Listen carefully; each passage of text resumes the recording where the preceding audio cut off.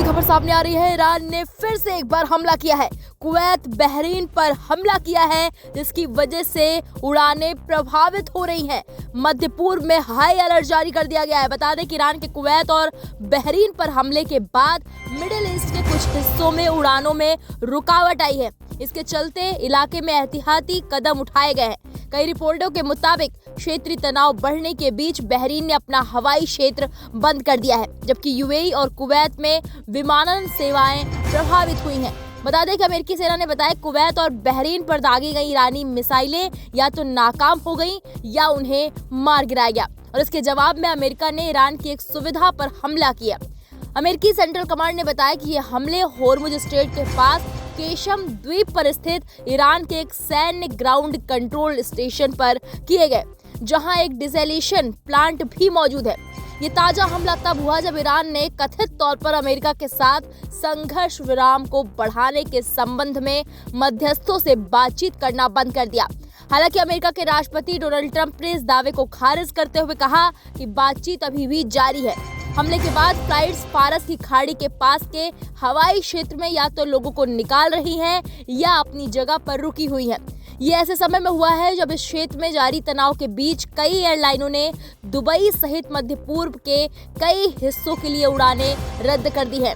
Flight cancellation की list आपको बता देते हैं। रॉयटर्स की रिपोर्ट के मुताबिक ग्रीस की सबसे बड़ी एयरलाइन एजियन ने 31 अगस्त तक दुबई के लिए और 2 जुलाई तक एयरबिल और बगदाद के लिए अपनी उड़ानें रद्द कर दी हैं।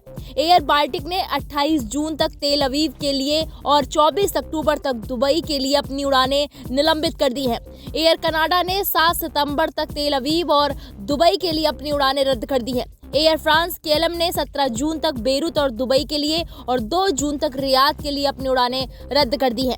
आईएजी ने दुबई, दोहा और तेल अवीव के लिए उड़ानों की बहाली को 1 अगस्त तक के लिए टाल दिया है और इस क्षेत्र में उड़ानों की संख्या कम करने की योजना बनाई है। लुफ्तांसा, स्विस और आईटीए एयरवेज ने 13 सितंबर तक दुबई के लिए अपनी उड़ानें निलंबित कर दी है। अमेरिकी सेंट्रल कमांड यानी कि सेंटकॉम ने दावा किया है कि ईरान ने कुछ ही घंटों में दूसरी बार कुवैत की तरफ हमले की कोशिश की है। अमेरिकी डिफेंस सिस्टम ने इन हमलों को नाकाम कर दिया और किसी भी अमेरिकी सैनिक या सैन्य संपत्ति को नुकसान नहीं हुआ। इससे कुछ ही देर पहले अमेरिकी सेना ने कुवैत और बहरीन पर एक साथ मिसाइल हमले की जानकारी दी थी। सेंटकॉम ने सोशल मीडिया पर जारी बयान में कहा, कुवैत में अमेरिकी बलों को निशाना बनाने की कोशिश करने वाले ईरानी ड्रोन के एक और हमले को विफल कर दिया गया। अमेरिकी डिफेंस सिस्टम ने कई ड्रोन मार गिराए और किसी अमेरिकी कर्मी या सैन्य संसाधन को नुकसान नहीं हुआ है।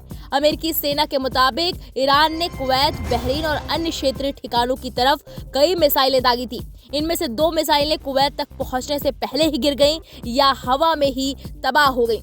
वहीं बहरीन की तरफ बढ़ रही 3 बैलिस्टिक मिसाइलों को इंटरसेप्ट कर नष्ट कर दिया गया है। ये बड़ी अपडेट आपको दे रहे हैं। इस वक्त की मध्य पूर्व में हाई अलर्ट जारी कर दिया गया है। ईरान के हमले के बाद मध्य पूर्व हाई अलर्ट पर है।